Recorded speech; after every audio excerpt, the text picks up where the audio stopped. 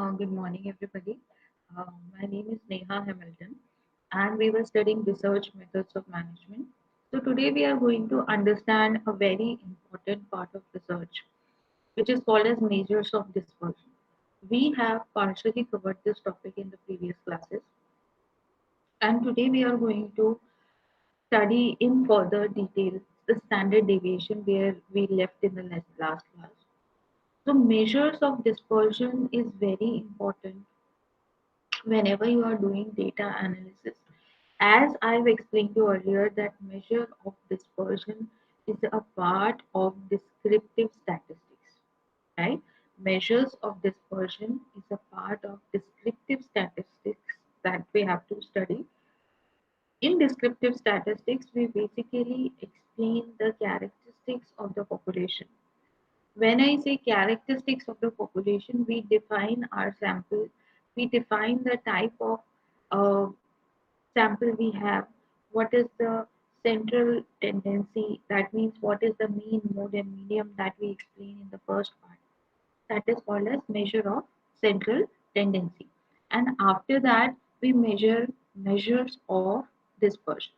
So this measures of dispersion gives a good idea on how the data has been spread around the central tendency. So these are the learning objectives. We are going to understand dispersion, range, quartile deviation, mean deviation, standard deviation, variance, coefficient of variance. These all things we are going to understand in this lecture. Let's do a quick recap of what we have studied in the last lecture so that we can make the rhythm of standard deviation. We can come to that topic. What is central tendency? See, central tendency gives a bird eye view of the entire data that are called as averages of first order. Averages of first order helps you to calculate that what is the central line or what is the central part of your data where mean, mode, and median are there. As I've already told you, if the data is symmetrical, if the data is normally distributed, the data will be perfectly symmetrical around the central tendency. That means the left side of data is exactly equal to the right side of the data. Then we call the population as perfectly normally distributed.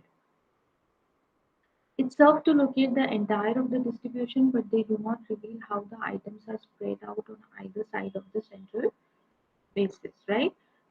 Central tendency gives us an idea on how the what is the middle point of the data, right? But it doesn't give any idea about the dispersion. Dispersion means how the data is spread around the central point. That doesn't give any idea about that. Measure of dispersion are also called as averages of second order because they are based on the deviations of the different values from the mean or the other measures of central tendency that are called as averages of first order. So we need to understand that there are averages of first order and averages of second order. What is averages of first order? In averages of first order, we are calculating the mean, mode, and median, right? That is giving us first-hand information on the median value of your population.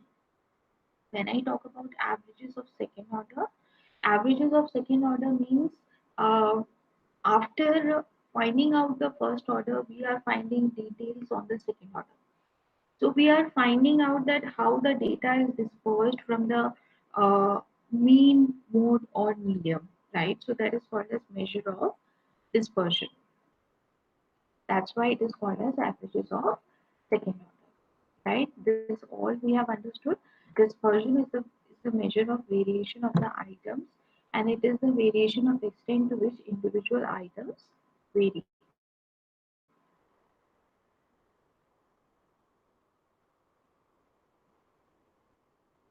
The next point is purpose of measuring dispersion. Now, why do we measure dispersion? This also we have covered. Firstly, it is one of the most important quantities used to characterize the frequency distribution. Secondly, it affords a basis of comparison between two or more frequency distribution. See, if you have to compare frequency distribution between two populations, how will you go about it? The only way is to measure the frequency distribution among them, to measure the dispersion, the amount of dispersion the first population has, and the amount of dispersion the second population has. Right? This is the only way through which you can understand or you can define or compare the frequencies of the two populations. One of the most important qualities to characterize a frequency distribution and also to compare the frequency distribution between two populations. Now, measures of descriptions are dispersion are descriptive statistics. The most similar scores are to each other, the lower the measure of dispersion will be. The less similar the scores are to each other, the higher the measure of dispersion will be. In general, the more spread out a distribution is, the larger the measure of dispersion will be. Now, these are the quantities through which you can calculate measures of dispersion. We have range, we have interquartile range, we have semi-interquartile range, we have coefficient of quartile deviation, we have mean deviation, we have standard deviation, we have variance, and we have coefficient of variation. So these are basically the methods through which you can calculate dispersion, right? It is very important to understand dispersion to understand nicely the distribution of your population on a particular graph, how your sample looks like, right? So it is very important to understand these features so that you are easily able to define the frequency distribution of your population, right? Now let's move to the first point, which is called as range. Okay. So what is range? As I have explained you, very simple. You just have to subtract the largest value from the smallest value. Because you are subtracting the largest value from the smallest value, the answer has to be in positive form, right? So it is very easy to understand what range is, but range give you a limited view or a limited conclusion about your frequency distribution. You are just subtracting the largest value to the smallest value, so it is just giving you the range of your dispersion. Means this is the largest point and this is the smallest point, right? Just the range, not the distribution that we are interested in. So this is the most important demerit of range, that it gives us limited conclusion about a frequency distribution, right? Now let's move further. This is the example I have shown. If you will see at the last example that I have shown, these are two example of ranges which are given, and if you see carefully, the two ranges are completely different. If you see the numeric figures, it is 11119 and 13579, right? So there is a huge difference. The one number is the mode in the first population, and in the second we'll see that the central point is 5, but still the range is same, which comes out to be 8, because 9 minus 1 in the first case and 9 minus 1 in the second case. So the range comes out to be same, but the distribution is very different from each other, right? So this is the basic disadvantage of range, and that's why we have come up with some other methods of range. We have studied interquartile range. So in interquartile range, we have studied that what do we do? We basically divide the data into two parts, right? We divide the data into two parts. The first part is called as Q1, quartile 1, and the second part is called as quartile 3, right? Now, quartile 2 is the median of this. For example, I've explained you with this example. The first part is quartile 1. You are exactly dividing the data into two parts, right? First and the foremost step in anything you do, right? Whether it is descriptive statistics or inferential statistics, remember the data must be placed in either a decreasing order or in an increasing order, right? Most of the cases it should be in increasing order, right? This is the thing that we have to remember.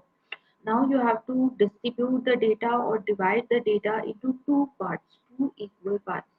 The first is called as quartile 1, the second is called as quartile 2, right? Because it is an even number, total number of data points that we are giving you is 18. So we can split them into two equal groups of 9 each, right? And now what we are going to do, Q3 minus Q1. So if you see Q3, what is the middle figure? Median is 62. Here the median is 49. So we'll negate 62 minus 49. So the interquartile range comes out to be 13. So 13 is the answer. So very simple to calculate interquartile range. Now after that we are going to understand what is quartile deviation. So it is a second measure of dispersion, no doubt improved version over the range, right? So from the range, it is slightly or improved version in which you are understanding, you are taking the formula of interquartile range and then you are dividing it by 2, right? So it is half of the difference between the two quartiles. So this can be told as semi-interquartile range. Okay, semi-interquartile range is a bit better, one step ahead from the range, and gives you a kind of a better response. Then we have semi-interquartile range, that is Q3 minus Q1 divided by 2. Then we have coefficient of quartile deviation, right? Now, how do we find out the deviation? The relative measure of dispersion corresponding to the quartile deviation is known as coefficient of quartile deviation. So, whatever dispersion is happening in the quartiles, this dispersion or this deviation we are going to calculate, right? So, what is the formula of quartile deviation? It is Q3 minus Q1 divided by Q3 plus Q1, right? And this will always be less than the 1 and will be positive as Q3 is always greater than Q1. Because why? Because as I have told you that you have to arrange the data in the increasing form, right?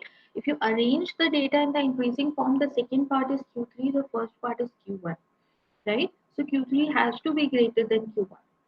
Smaller value or coefficient of quartile deviation indicates lesser variability. So smaller the value of quartile deviation, smaller the variability, higher the value of quartile deviation, higher the variability, right? After that, we have studied mean deviation. Mean deviation is known as average deviation, is taken from any average, especially mean, mode, median. While taking the deviation, we have to ignore the negative items and consider them, all of them as positive, right? So these are the formulas. Mean deviation can be calculated by mean, median, and mode. These are the formulas. Summation D divided by n, right? Here D stands for mean, M stands for median, and Z stands for mode, right? So this is the formula of mean deviation. Now, when we talk about standard deviation, we have to remember the name of the gentleman who came up with this idea. His name is Carl Pearson, and when it was introduced in 1893. So, this is like the most useful and most popular method of dispersion. And the standard deviation is best of all the measures. So, it is the best way through which you can find out the dispersion of your population. Now we have to remember that sorry, it is denoted by a term sigma, and it is always calculated from arithmetic mean, median, and mode is something which is not considered here. We are only concerned about the mean and the median, right? Whatever drawbacks the range was suffering from, that has been covered in standard deviation, that it only considers two values and neglect all the other values of the series. So in standard deviation, we are taking care of all the values and we are not neglecting even a single value in the population distribution, right? So these are the merits of standard deviation. I will quickly come to standard deviation, students, right? Because these are some things that we have already covered, right?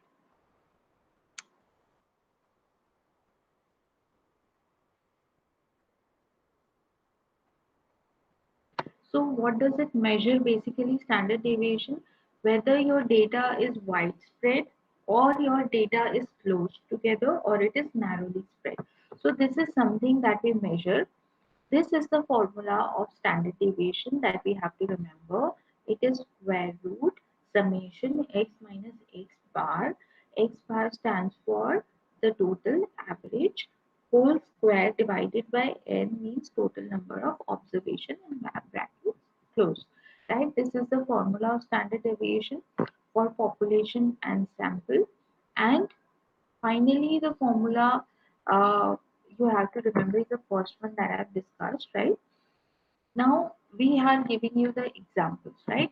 We are giving you 10 weather stations of Britain on a winter day, and you have to find out the standard deviation in this data. Now, what will you do? Tell me, what is the first step that you are going to do? Yes, you are going to arrange this data in the increasing form. Okay, children, next thing that you have to do is you have to make a table, and in that table, you have to write all the components of the formula x, x bar, x minus x bar, and x minus x bar whole square, where x stands for all the temperature ranges that they have given us, right? What is x bar? X bar tells us the mean temperature, then the square root, okay, then the summation, right? Then we square the summation, and n is the total number of values. Let's see how it is done. I have shown you how it is done, right?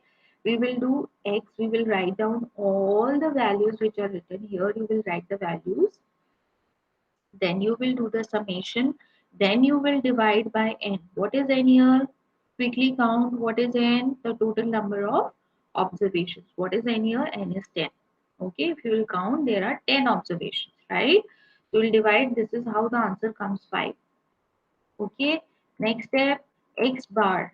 What is x bar? X bar is summation x about divided by n. So 5, it will remain same for everything. Now you will perform the next operation, which is x minus x bar. You will do that.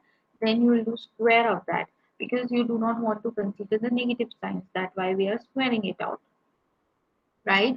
Then we are summing it all up, right? You are adding it all up, right? We have already covered this exercise in the last class, so please don't do it again, but just try to remember what we have done. Just try to revise what we have covered in the last class. So we will add it up. The answer comes out to be 80. We are dividing the number by the total number of observations, that is 10. So 80 by 10 comes out to be 8, right? So 8. So what is the eighth observation? What is the eighth observation, right? So the answer is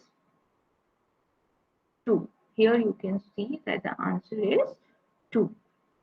Take the square root of the figures to obtain the standard deviation. Round your answer to the round your answer to the nearest decimal, right? So when you are rounding out your answer, when you are taking the square root of this and you are rounding your answer, you are getting the number as 2.8. So 2.8 is the standard deviation. Now, how to decode this 2.8? Let us understand nicely, right? So this is here where we have to begin the standard deviation. So, for example, our 2.8 means there is 68% of the chance of the temperature falling within plus minus 2.8 degrees Celsius of the mean temperature of 5 degrees Celsius. So, what does the standard deviation mean? There is 68% chances that the temperature is going to deviate from 2.8 degrees Celsius to what is the mean 5 degrees Celsius, right? So we are getting a figure of 68% probability. 68% is what standard deviation, right? It is a chance that 68% chance of temperature falling within plus minus 2.8 degrees Celsius of the mean temperature 5 degrees Celsius. This sentence is very important. That is one standard deviation away from the mean. Normally, values are said to lie between 1, 2, and 3 standard deviations from the mean, right? Normally, the answers that we tend to get is 1, 2, and 3 from the mean. So, this is a diagram or graph through which you can see or understand, right? Where did the 68% come from? This we have to understand. So this is a normal distribution curve. Okay, it is a bell-shaped curve, right? This is how a bell looks like. So this is a bell-shaped curve with most of the data clustered around the mean value, and where the data gradually declines the further. As you will see, the left and right side, the data is declining very slowly, right? Declines the further you get from the mean until very few data appears on the extreme, right? So here from the graph, it is very clear that this, the middle line is called as mean. The data around the mean is the maximum. The data away from the mean towards the axis is very less. Okay, very less, right? Now, for example, uh, people people's height, right? If we take example of people's height, so most people are near of average height. I am talking about this. Most people are of average height. Average means we are talking about mean, right? Now let's comes to the left part. I am highlighting it so that you can read that part only. Okay. The next part is some are short, right? So because the graph is declining, some of the people are short from the average height, right? Now some of the people are tall.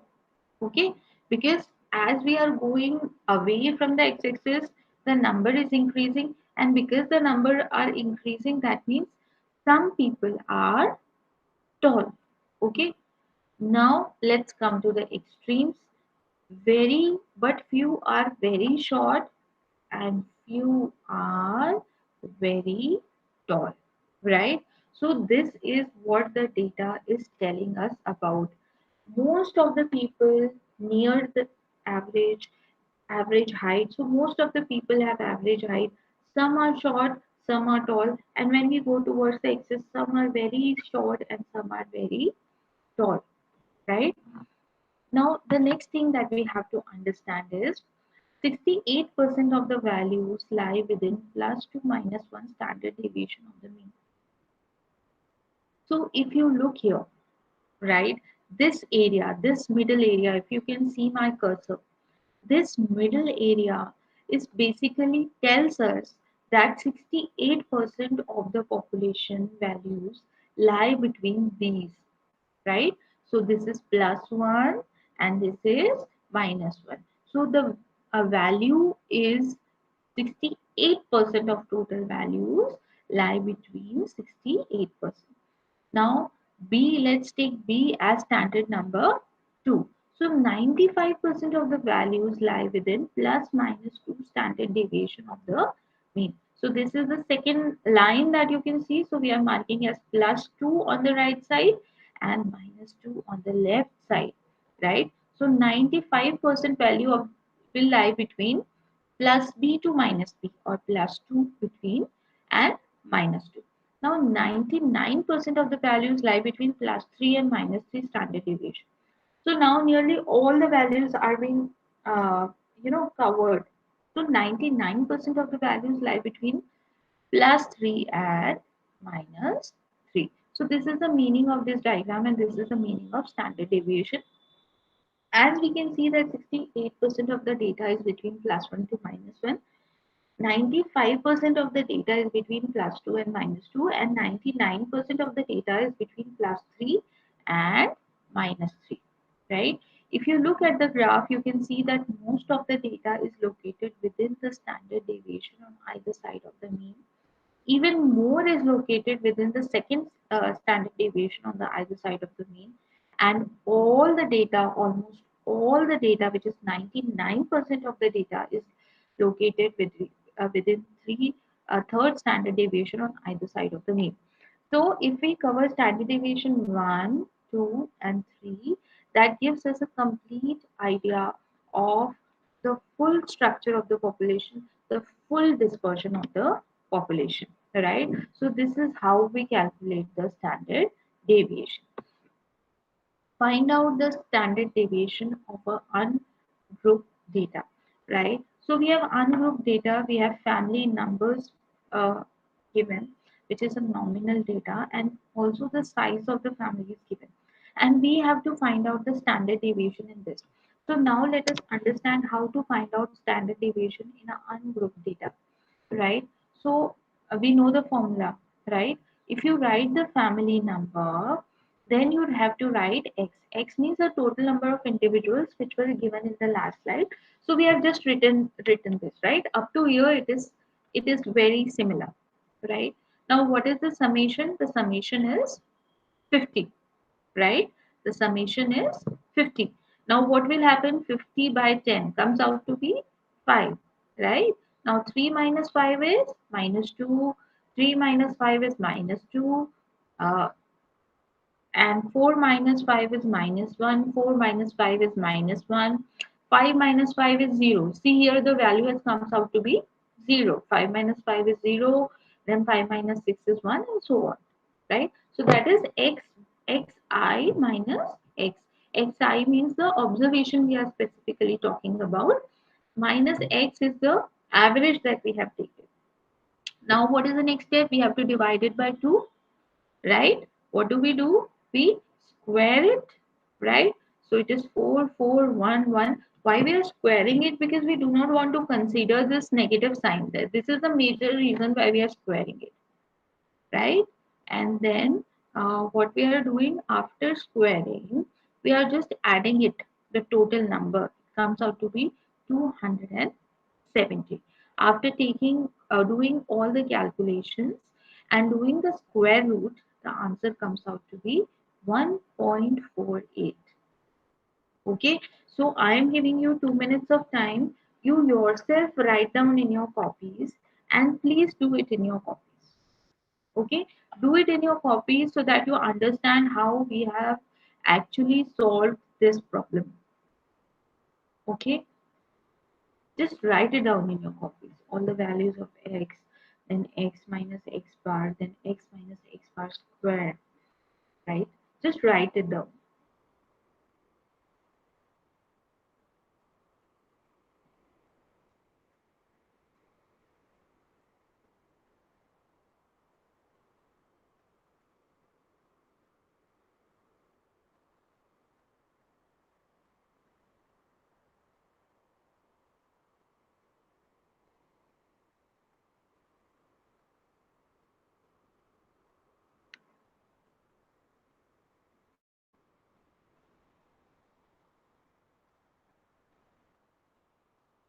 Okay, after understanding the ungrouped data, let us understand the standard deviation of grouped data. How do we do it? You have to write down the observations, then you have to write down the frequencies, then uh, because the formula is bit different in group data and ungrouped data, so please write down the formulas in your copy so that you do not get confused between the group data and ungrouped data, or whatever standard deviation we are measuring, right? So these are x, then we have f, then we have fx. How we are calculating fx? 3 multiplied by 2. 5 multiplied by 3, 15. 7 multiplied by 2, 14. 8 multiplied by 2, 16, and 9 ones are 9. Right? So this is how we are doing it. Then simply we are squaring it. Very simple, right? Then we are doing xi minus x bar, right? So we are negating the mean, right?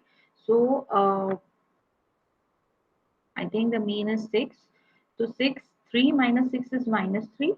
5 minus 6 is minus 1. 7 minus 6 is 1. And that's how we are negating from the mean.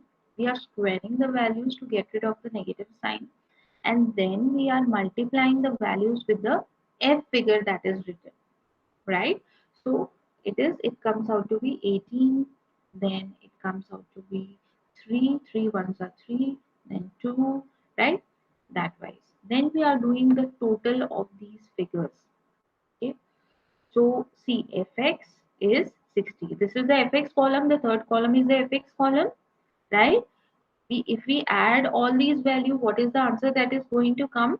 The answer will be 60, right? So you will write 60 divided by total number of observations is 6, right? Then you have to find standard deviation square f x minus x bar whole square. The answer is 40 divided by 9 is 4.44, right? So this is what the standard deviation is. Okay. Now we have to calculate the variance. Variance is defined as average of the square root deviation or square of standard deviation or set of observation. If we square the standard deviation, and then we can find out the variance. What does the variance formula mean? Variance is the mean of the squared deviation scores, right? The larger the variance is, the more the scores deviate on average away from the mean, and the smaller the variance is, the less the scores deviate from the mean, right? Now let us understand coefficient of variation. Now, what is coefficient of variation? The coefficient of variation indicates the spread of values around the mean by a percentage. Earlier, we were calculating just in numbers, but now we are calculating it in percentage. So it is very simple. You find out the standard deviation, multiply it by 100 and divide it by mean, right? This is a simple formula that we have to remember of the coefficient of variation. Standard deviation multiplied by 100 divided by mean. Okay. The higher the coefficient of variation, the more widely spread the values are around the mean. This is mean if the coefficient of variation, as the name suggests, variation, higher variation, more spread, lower variation, narrow spread. The purpose of coefficient of variation is to let us compare the spread of values between the different data, right? So, for example, comments of children in a community, right? So standard deviation is given, height, mean height is given, standard deviation in height is given, right? Here weight is given, standard deviation in weight is given, coefficient of variation is also given 0.125 and 0.20.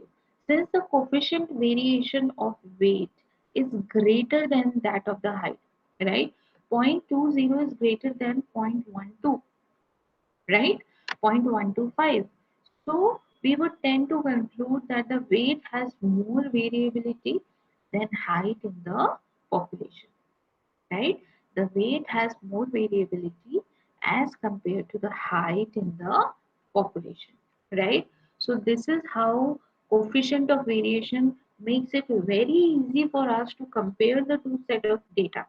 If I have the coefficient of variation of two set of data, I can easily tell that which data has more variation, which data has less variation. Lesser the value, lesser the variation, more the value, more the variation, right?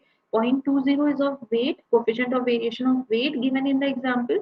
So weight has more variability as compared to the height, right?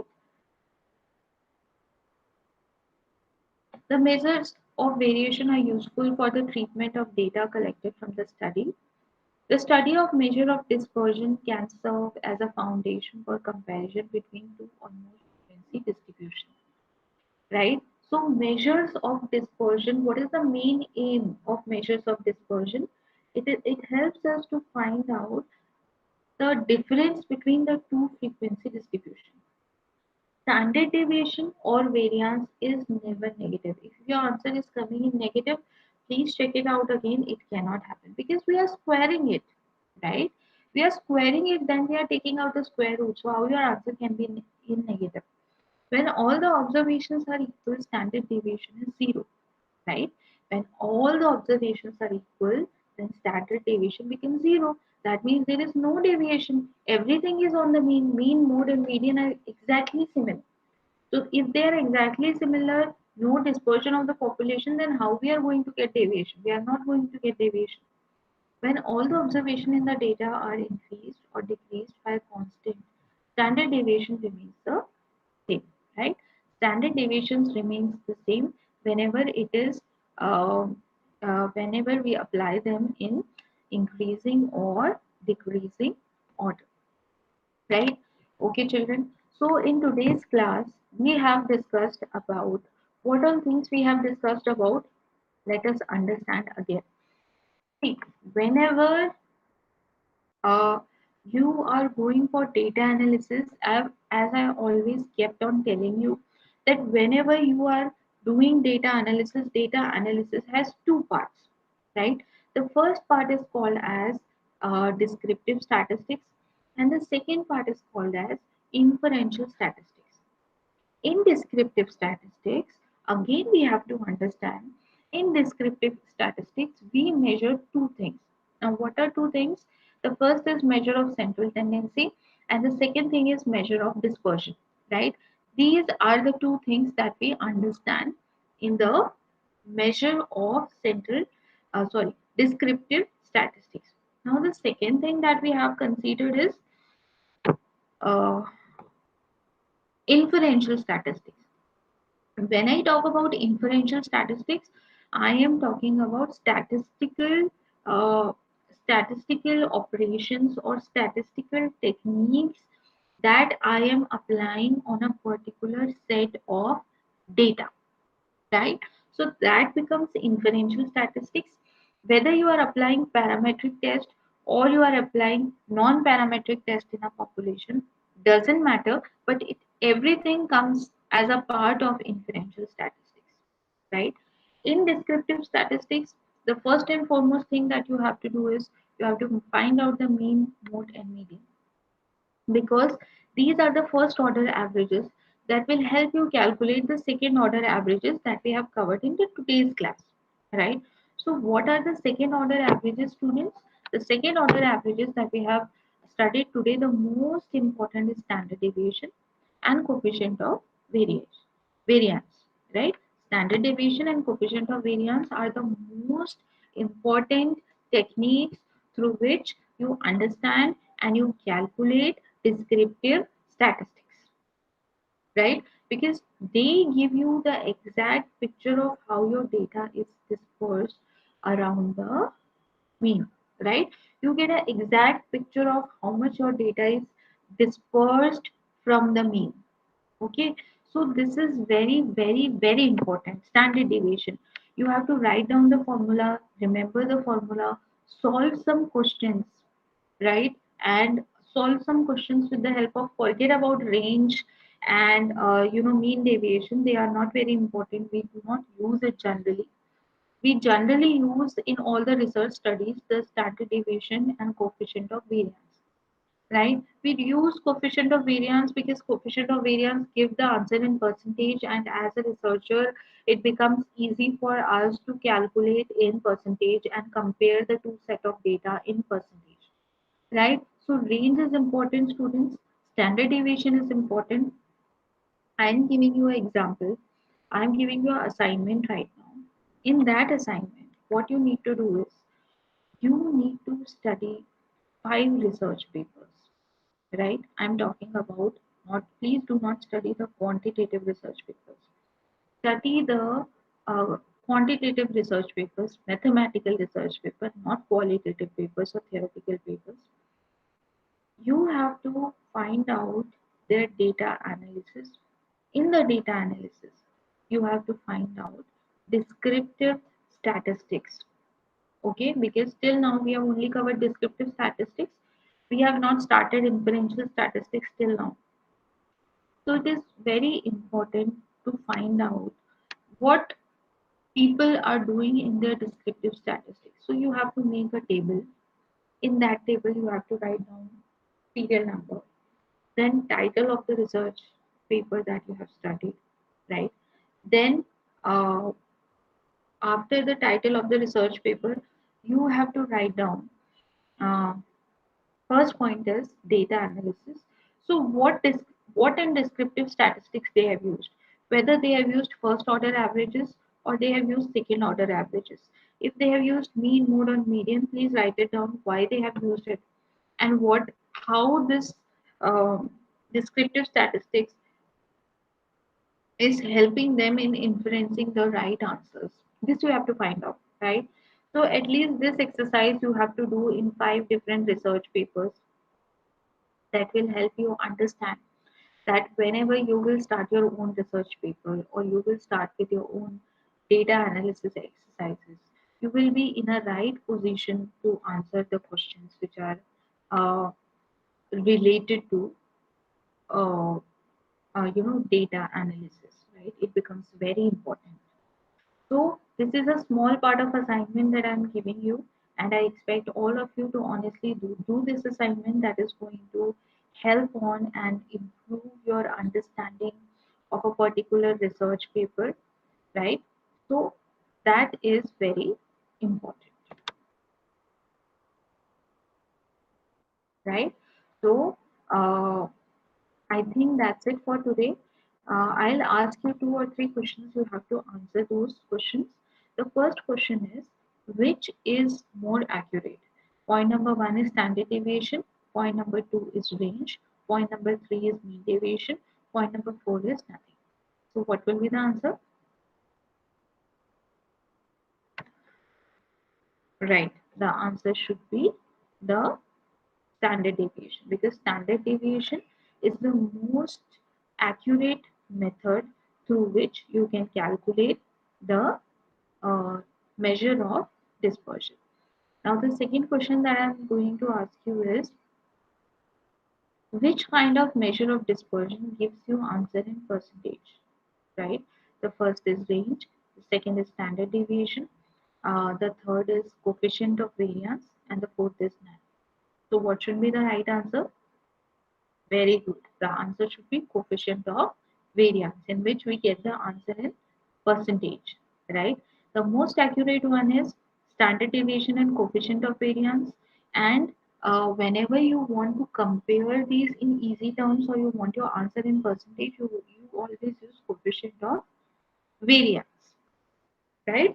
So these are the two questions that I've shared with you, so that you always remember that we use standard deviation as a measure of dispersion, and we use coefficient of variance whenever we are looking for a percentage result. Please always remember that your answer can never be in negative, right? Your answer always has to be in the positive values, right? If your answer is in positive values, then only your answer is correct, because in standard deviation we are squaring it out, right? If you see the formula of sigma, we are squaring it out, and it should always like come between first, second, and third, plus one, minus one, plus minus two, and plus minus three, right? So it should always fall in between these three criteria, right? So this is very, very important that you need to understand. So these are the things that you should always keep in mind. Here I am completing the next chapter of data analysis, which is measure of dispersion. Measure of central tendency we have already covered. Now we'll move towards the next topic in the next coming classes. We are going to discuss about inferential statistics. There we are going to talk about the parametric test, non-parametric test. What are the parameters on the basis of which we choose the right kind of test. So these all things we are going to cover in the coming classes. That's it from my side. I'm going to end the meeting now. Thank you so much for joining and listening.